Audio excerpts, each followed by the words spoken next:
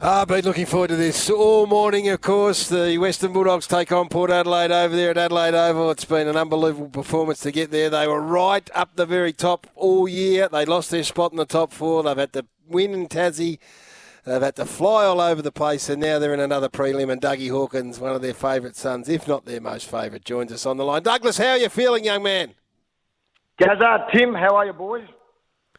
We're going all right, mate. We've got our heads right stuck in the middle of preliminary final weekend, of course. And your boys, tomorrow night, underdogs, can they do it? Gazza, who let the dogs out?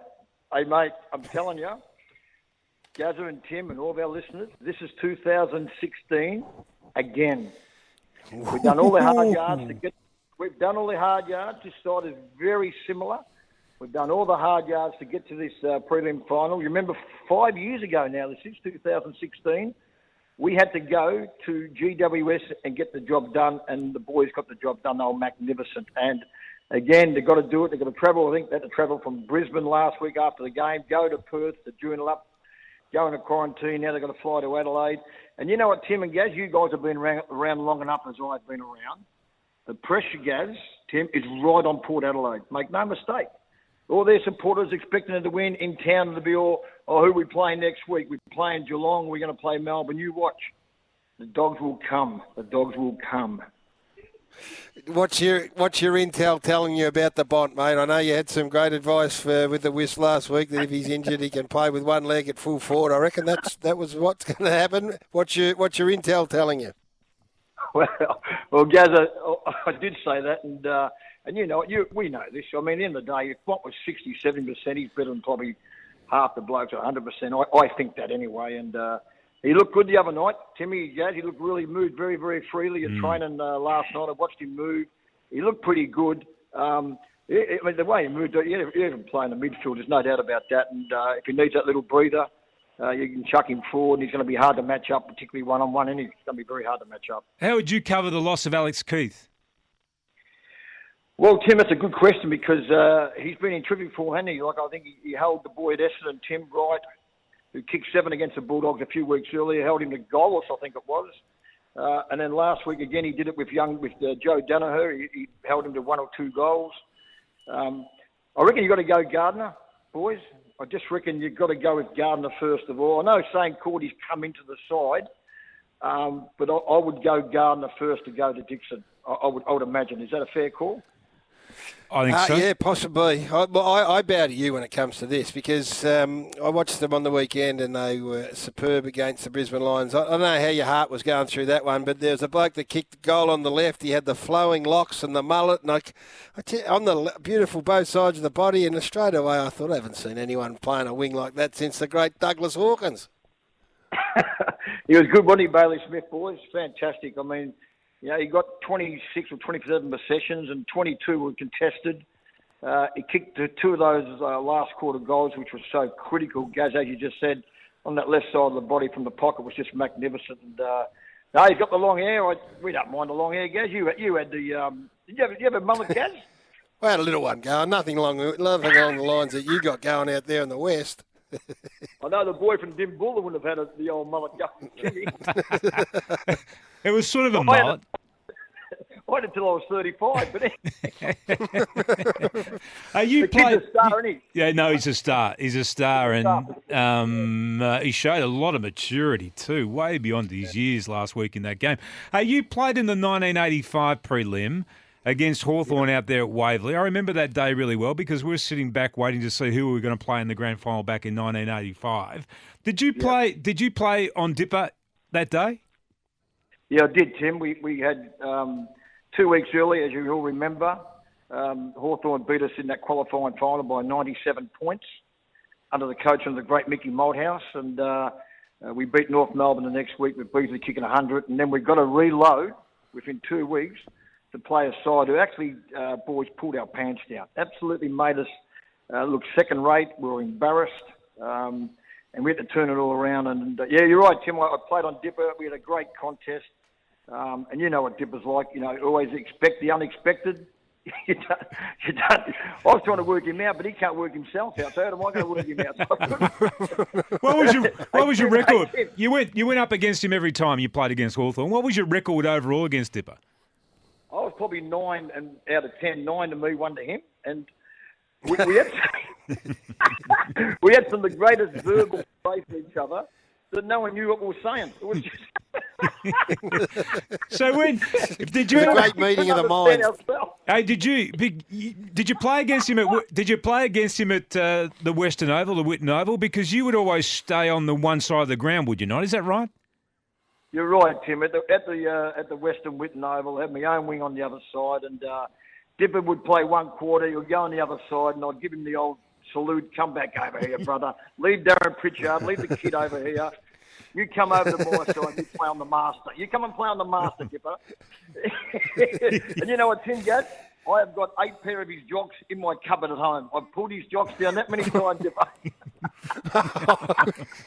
He'll be Did you stay over on that? He'll be listening going, that's stupid. Did you stay on that wing the whole day? Did you just park yourself there and not move? Gaz, I stayed with the wing the whole day, Tim, and the story started under the coaching of, they said, the great Mickey Malthouse. I had a real good first quarter against Fitzroy back in 1984, it was, the year before 85 finals. I had 14 or 15 possessions, and the ball was on that side a hell of a lot. And Mick come in at quarter time, he said, listen, Hawk, just stay on this wing. We'll leave Michael McLean on this side of the ground, on the top end of the ground, on the E.J. Whitten grandstand side, and you'll play the E.J. Smith side and stay there. And that day I had about 34 possessions, and I had a really good day. And it's really amazing, Tim, Gaz, and all of a sudden, not only was it the Whitten Oval, it was at Windy Hill, Victoria Park, Cardinia Park and all that, or even at Waverley and MCG, away from the on the southern stand, Gaz. I play on the other wing, on all the other grounds as well. So I don't know why it steamrolled that way, but that was just the way it was. Yeah. Well, probably. Did you freeze a little bit in front of the crowd? Did you get a little bit of stage fright because that wing was often where you didn't have the big crowd? Oh, Tim, you know how good I was, mate. You know, how could I, with the ability I had, how could I freeze in front of a big crowd? I must admit, Hey, Douglas. on that outer wing at the Whitten Oval was mainly the opposition supporters. And I got some of the greatest sprays.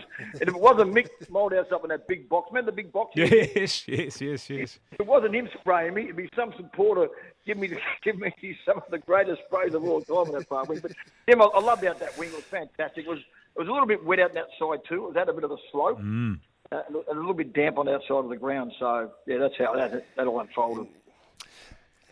Dougie, as we let you go this morning, I want you to tell us. Hey, Gaz, you can't get there, obviously. Hey, Gaz, before we go, Tim, I want to drop this, can I? Yeah, you got something positive to say about Braybrook, haven't you? I've got 2 things positive.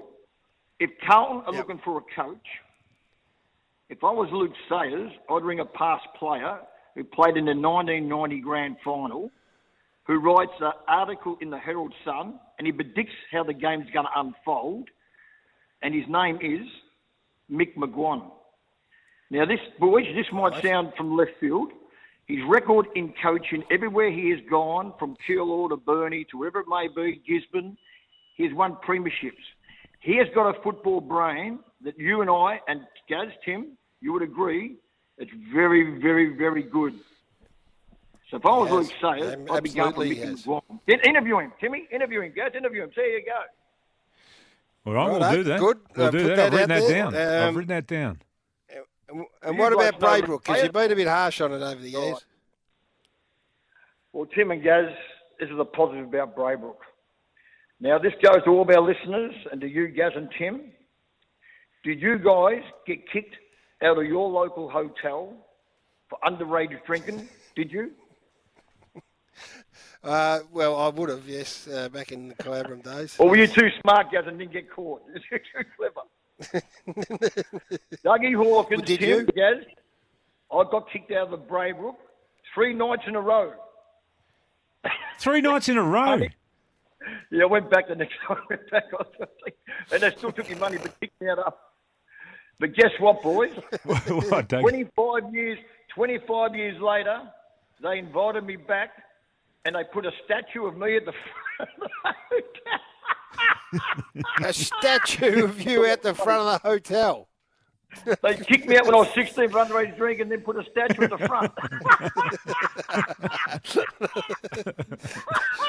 Dougie, where are you watching the game tomorrow night, please? Where are you going to sit down and watch your doggies play against Port Adelaide? I'll be up in back of Smash, Gaz and Tim with Humdale Sweetheart. We're not going to have any people around, but I'll have all my family there.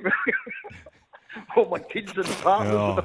Hey, Dougie, can you imagine if you're over there in the Western Australia right now going on the Mouse Tour? Crikey, you'd need a wheelbarrow, wouldn't you? Would I want to? I haven't done a gig since, I can't remember now. I had to cut back to 6 shows a week when I was flying too. All your stuff's going to be fresh. Dougie, good luck. Timmy, Good luck for Saturday night. Have a grouse weekend. On you, mate. Okay, let's hope that your doggies can get through for you, mate. That's a great Dougie Hawkins. Always puts a smile on our face. A nice way to finish what's been a big week, Whispers.